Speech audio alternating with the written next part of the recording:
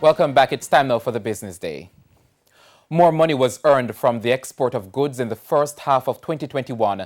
According to the Statistical Institute of Jamaica Statin, Jamaica earned $789 million for the January to June period, a 28% improvement compared to the same period in 2020, the leading export from goods from the manufacturing sector.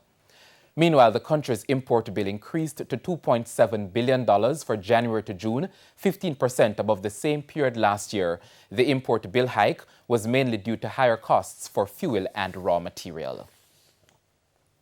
There has been an 18% increase in remittance inflows to Jamaica. During the April to August period, remittances amounted to $1.3 billion. That was a $220 million increase over the 5-month period last year.